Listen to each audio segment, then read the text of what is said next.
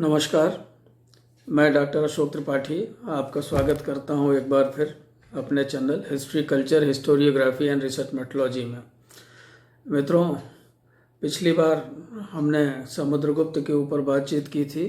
आज फिर हम गुप्त काल के ऊपर ही चर्चा करेंगे और आज की चर्चा का विषय है गुप्त काल स्वर्ण युग।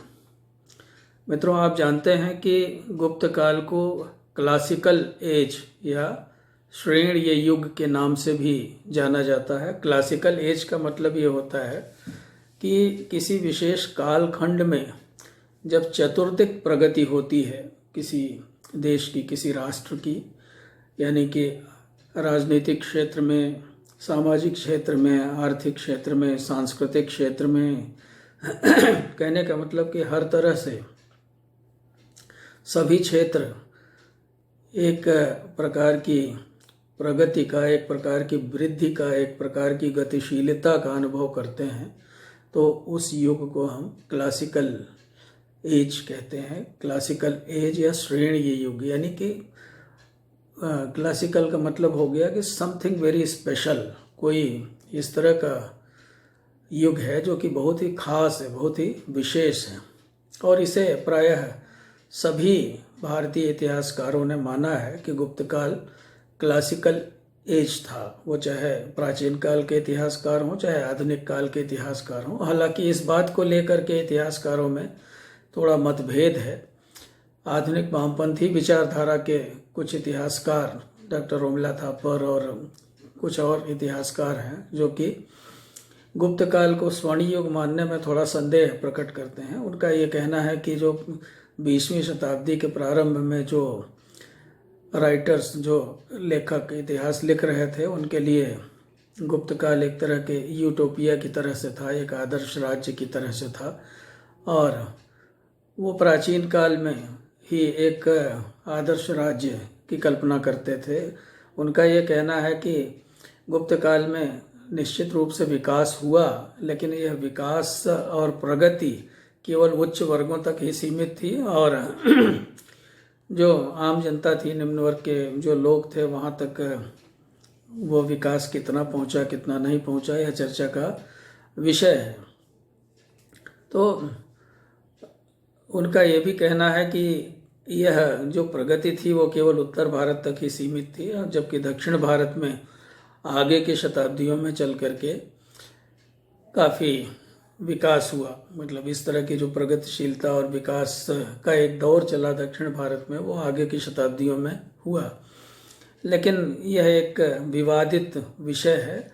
ऐसा नहीं था कि दक्षिण भारत में उस काल में, प्राचीन काल में या ईस्वी सन के पहले विकास नहीं हुआ था। उस समय भी दक्षिण भारत में काफ़ी विकास हुआ था।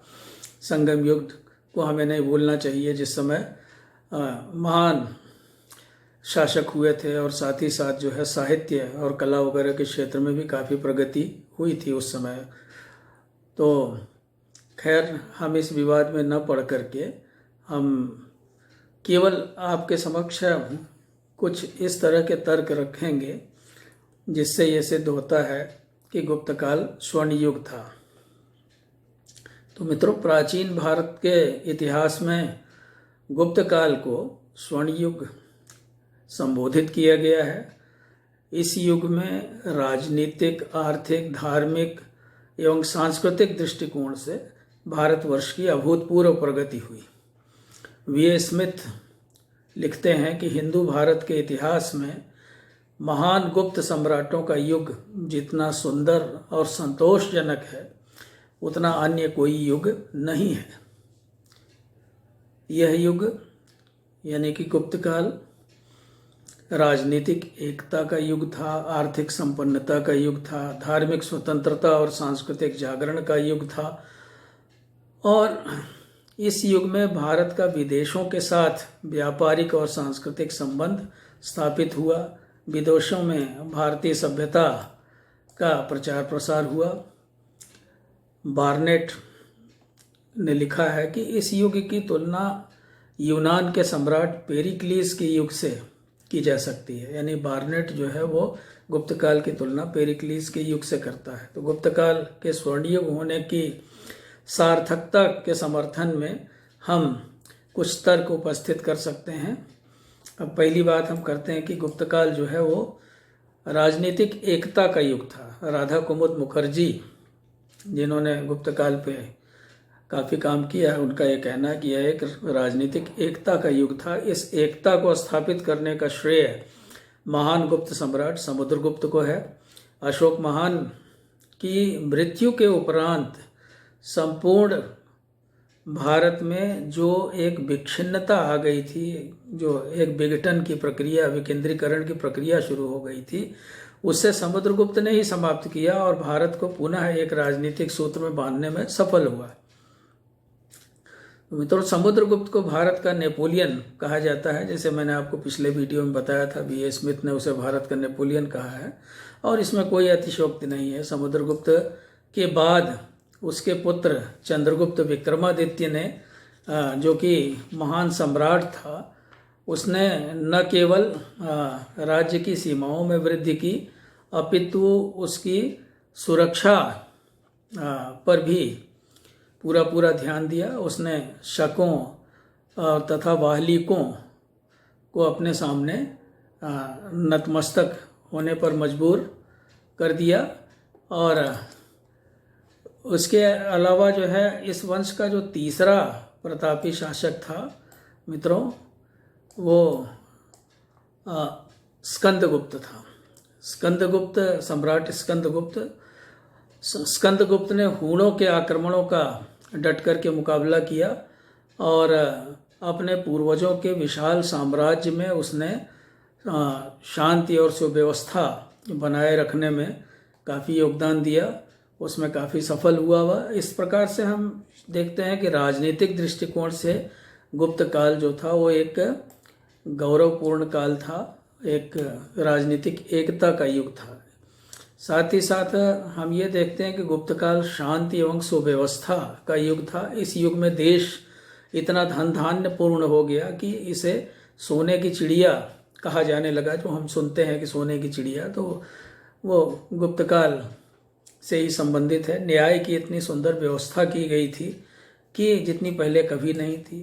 दंड विधान की जो कठोरता थी उसको दूर करके उसको नम्र बनाया गया था। प्राण दंड का लगभग अंत ही कर दिया गया था। कुछ विशेष मामलों में ही प्राण दंड दिया जाता था। यातायात के साधनों की समुचित व्यवस्था की गई, जिसके फलस्वरूप व्यापार और वाणिज्य के क्षेत्र में अभूतपूर्व प्रगति हुई। इस युग में स्वर्ण मुद्राओं का प्रचलन हुआ। राज्य की ओर से प्रजा का पूरा ख्याल रखा गया था। जन कल्याणकारी योजनाएं चलाई गईं। रोगियों, दीन दुखियों इत्यादि की भरपूर सहायता की जाती थी। गुप्त काल में स्थानीय संस्थाओं को पर्याप्त स्वतंत्रता थी एवं स्वायत्त शासन को प्रोत्साहन दिया जाता था।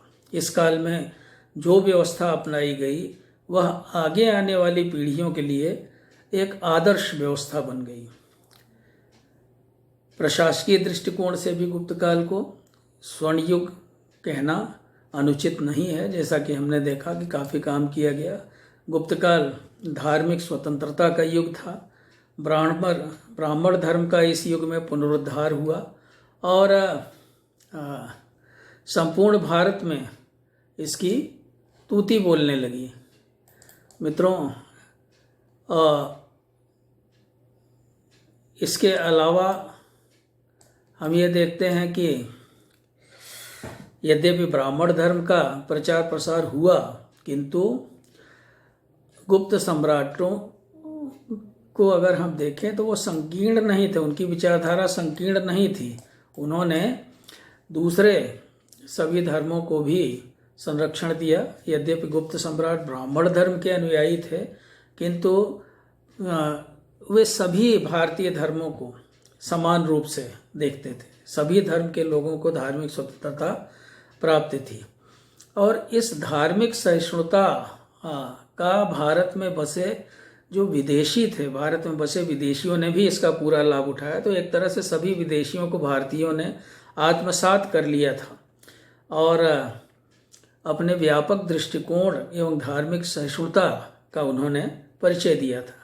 वैदिक धर्म, जो कि एक तरह से निष्प्राण हो गया था, उसको गुप्त शासकों ने फिर से अनुप्राणित किया। इस प्रकार इस युग को वैदिक सभ्यता की रक्षा का युग भी कहा जाता है।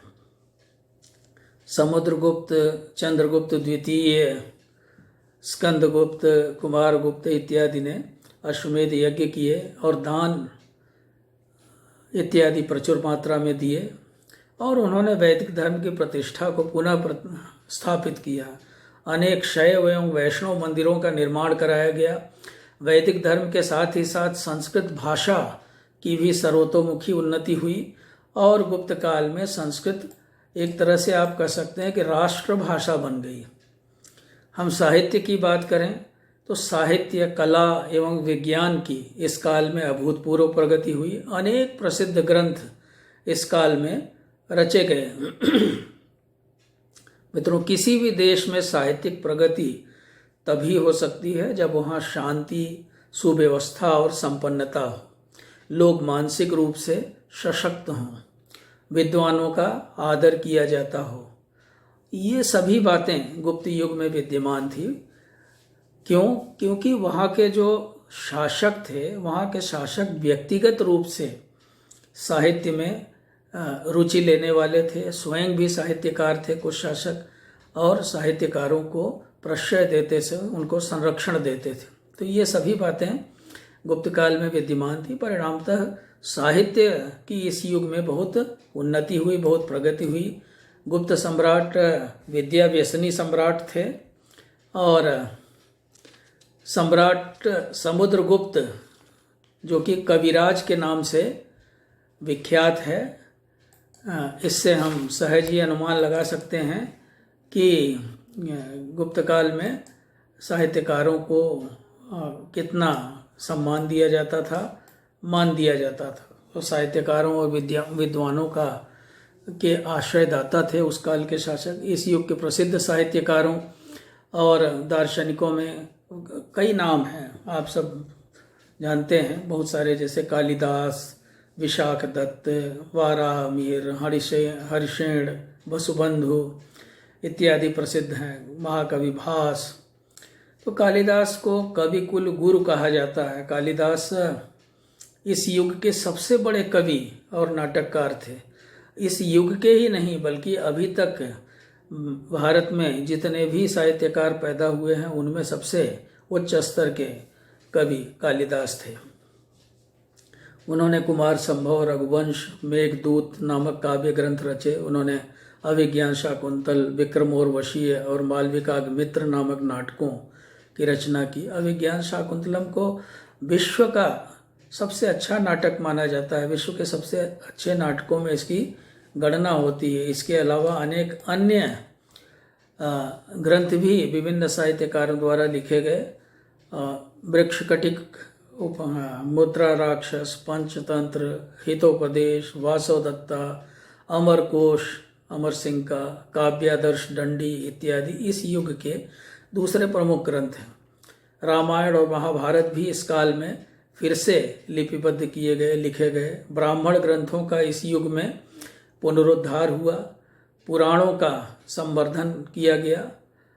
कुछ पुराण गुप्त काल के हैं। मनुस्मृति में संशोधन किया गया। याज्ञवल्क्य और बृहस्पति एवं नारद स्मृतियों में भी थोड़ा बहुत संशोधन किया गया। सूत्र साहित्य इत्यादि पर भी भाष्य और टीकाएं लिखी गईं और इन्हें समयानुकूल बनाया गया। तो इस तरह से हम देखते हैं कि साहित्य की चहुमुखी प्रगति हुई और साहित्य की दृष्टि से भी गुप्त काल स्वर्ण युग था।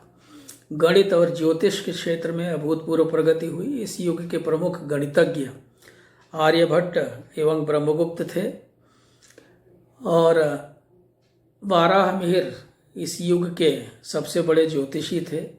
और अगर आप देखें मित्रों तो आर्यभट्ट ने और इन लोगों ने, वाराहमिहिर इत्यादि ने बहुत बड़ा काम किया था। इन्होंने आर्यभट्ट जो है, इनका जो प्रमुख ग्रंथ था वो आर्यभट्टियम था और इन्होंने गणित के सारे सिद्धांतों का वर्णन जो है अपने उस किताब में किया था। आर्यभट्ट जो है वो बहुत बड़े वैज्ञानिक थे। इसी तरह से वाराहमिहिर की बृहद संहिता वो एस्ट्रोनॉमी से संबंधित जो है वो, जिसे अब खगोल शास्त्र कहते हैं, खगोल शास्त्र से संबंधित ग्रंथ था। और उसमें उन्होंने बहुत सारी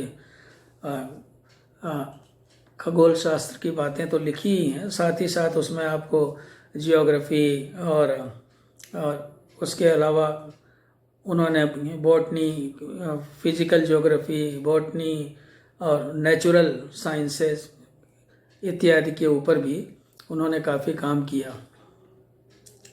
चरक और सुश्रुत जो थे वो बहुत प्रमुख आयुर्वेदाचार्य थे। चरक संहिता और सुश्रुत संहिता जैसे ग्रंथ जो है वो भी इस साल मतलब गुप्त काल में कंपाइल किए गए। तो गुप्त काल में कलाओं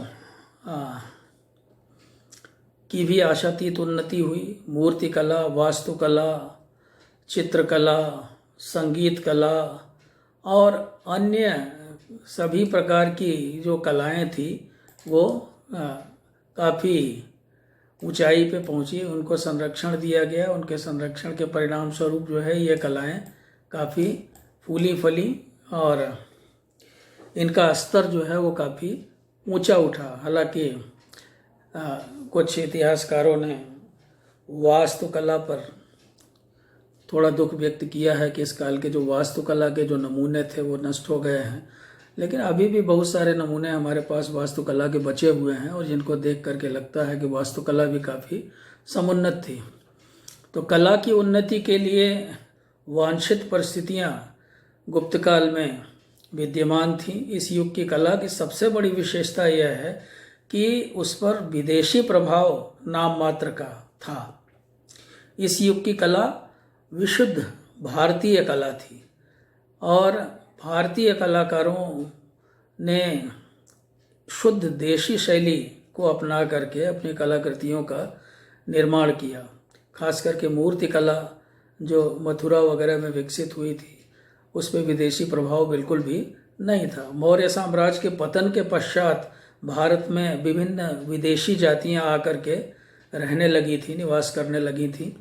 परिणामतः भारतीय कला विदेशी कला से काफ़ी हद तक प्रभावित हो चुकी थी, किंतु गुप्त कला ने या गुप्तकालीन कला ने इस प्रभाव को मिटा दिया।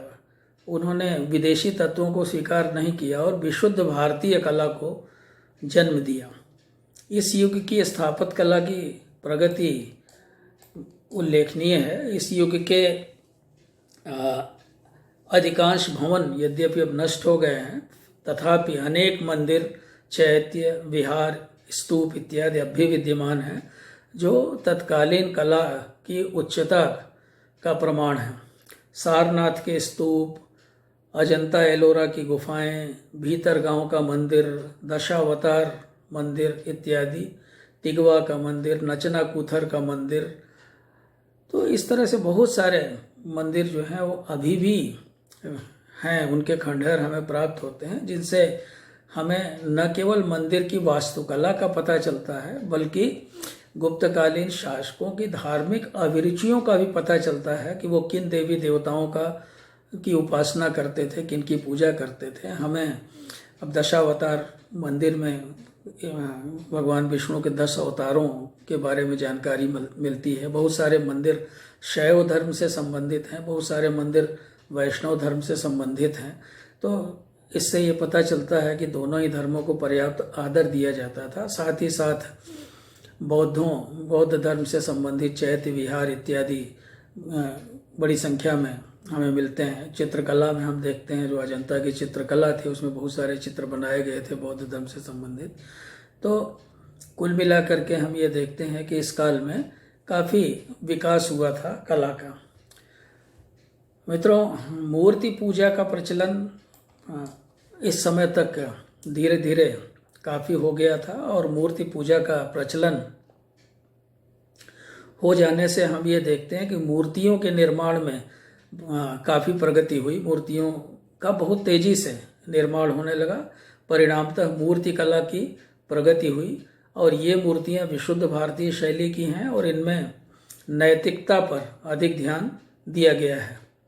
इन मूर्तियों को झीने वस्त्र पहनाए गए हैं। नग्न मूर्तियों का निर्माण प्रायः बंद सा हो गया था। मूर्तियों को अलंकृत करने का प्रयास नहीं किया गया है। अब सारनाथ की बुद्ध की प्रतिमा अगर आप देखें तो आपको इस बात का प्रमाण मिल जाएगा। और बहुत सारी मूर्तियां इस काल में निर्मित की गई, जो इतिहास के विद्यार्थी अगर चाहें तो वो जो हमारे यहाँ नेशनल म्यूज़ियम है वहाँ पे बहुत सारी मूर्तियाँ हैं, वहाँ पे जाके उनको देख सकते हैं। चित्रकला की प्रगति का अनुमान हम अजंता और एलोरा की गुफाओं से सहज ही लगा सकते हैं। ये चित्र बड़े ही सजीव, स्वाभाविक और चित्ताकर्षक हैं। इस युग में प्रधानतः लताओं, वृक्षों, फूलों, पशुओं और मनुष्यों इत्यादि के चित्र बने हैं। ये चित्र वज्रलेप नामक पदार्थ से, वज्रलेप कहा जाता था एक, जिससे ये चित्र बनाए जाते थे।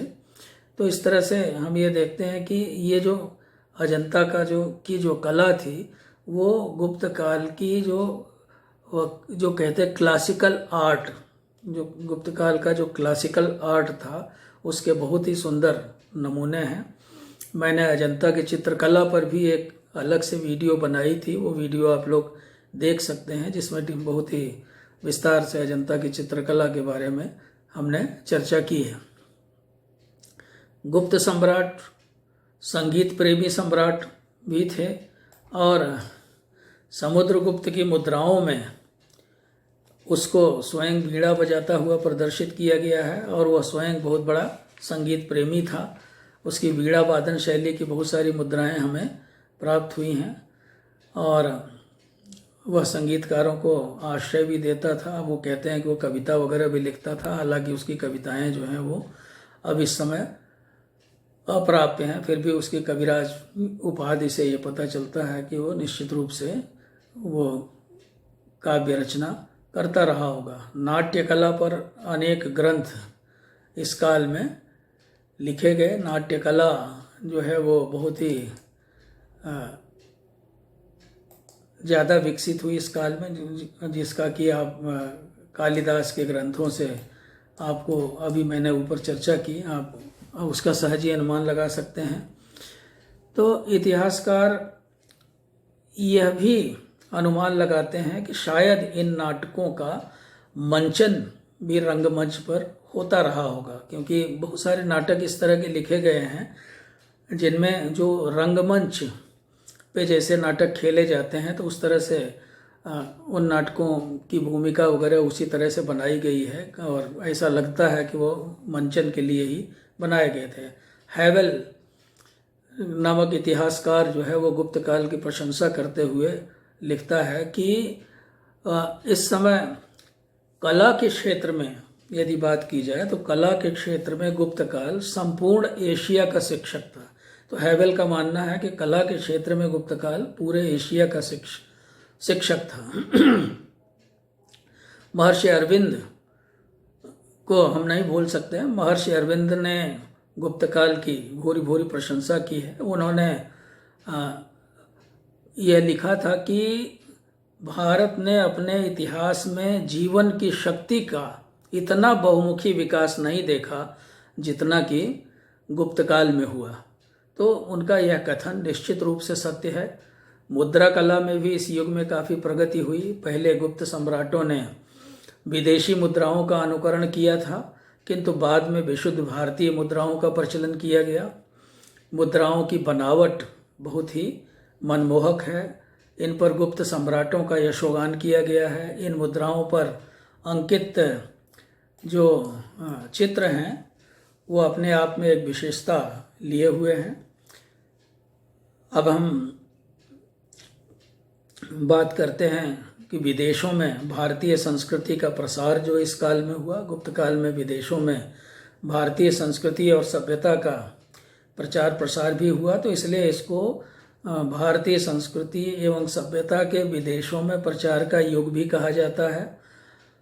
और विदेशों में भारतीय उपनिवेशों की स्थापना भी हुई संभवतः। बहुत से इतिहासकारों के अनुसार गुप्त काल में पूर्वी द्वीपों के साथ भारत का घनिष्ठ व्यापारिक तथा सांस्कृतिक संबंध स्थापित हो गया था। सुमात्रा, जावा, बोर्नियो, चंपा एवं कंबोडिया आदि द्वीपों में भारतीय भाषा, साहित्य एवं शिक्षा का खूब प्रचार प्रसार हुआ और द्वीपों में भारतीय जो सामाजिक प्रथाएं थी, भारत की जो सांस्कृतिक प्रथाएं थी, धर्म, कला और शासन पद्धति थी भारत की, उनका जो है वो विभिन्न पूर्वी द्वीपों में उनका अनुसरण होने लगा। तो इस तरह से हम ये देखते हैं कि गुप्तकाल वास्तव में स्वर्ण युग था, इसमें कोई दो राय नहीं। चाहे आधुनिक इतिहासकार इसके ऊपर कितना भी विवाद करें, लेकिन अगर उन विवादों से परे हट के सोचा जाए तो हम ये देखते हैं कि इस युग के विलक्षण प्रतिभाशाली शासकों ने जिस परिश्रम के साथ शासन व्यवस्था का प्रादुर्भाव किया और जिस परिश्रम के साथ, जिस मनोयोग के साथ उन्होंने हर क्षेत्र में प्रगति करने का प्रयास किया, वह सराहनीय है। और यही कारण था कि चाहे वो कोई भी क्षेत्र हो, सामाजिक, आर्थिक, राजनीतिक, सांस्कृतिक, साहित्य, कला का क्षेत्र हो, धर्म का क्षेत्र हो, तो हर क्षेत्र में अभूतपूर्व प्रगति हुई। देश एक राजनीतिक छत्र के नीचे आ गया और धार्मिक स्वतंत्रता और एक तरह से आप कह लीजिए कि धार्मिक स्वतंत्रता मिलने से लोगों में आपस में जो एक तरह का प्रेम भाव, स्नेह भाव उत्पन्न हुआ, वह सराहनीय है। और साथ ही साथ हम ये देखते हैं कि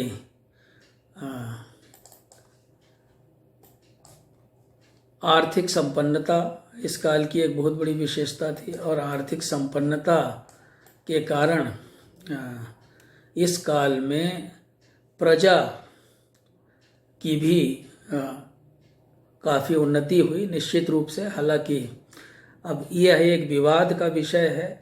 कुछ लोग ये कहते हैं कि आम आदमी के ऊपर जो है वो कोई फर्क नहीं पड़ता है, जाति प्रथा जो है वो कठोर हो गई, छुआछूत की भावना इत्यादि जन्म लेने लगी, अस्पृश्यता इत्यादि जन्म लेने लगी, तो इसलिए जो है गुप्तकाल को स्वर्ण युग कहना ठीक नहीं है। तो ऐसे अगर कमियां ढूंढी जाएं किसी काल में, तो कोई भी काल ऐसा, इतिहास के दौर में कोई भी काल ऐसा आपको नहीं मिलेगा जिसे आप स्वर्ण युग कह सकते हैं। तो साहित्य, कला, विज्ञान, हर क्षेत्र में इस काल में अभूतपूर्व प्रगति हुई। अतः इस युग की तुलना यूनान के इतिहास में पेरिक्लीस के युग से की गई है, तो इसमें कोई अतिशयोक्ति नहीं है। इस युग की तुलना इंग्लैंड के इतिहास में एलिजाबेथ ट्यूडर से भी की गई है। अगर आपको मेरा ये वीडियो पसंद आया हो तो आप इसे लाइक करें और सब्सक्राइब करें।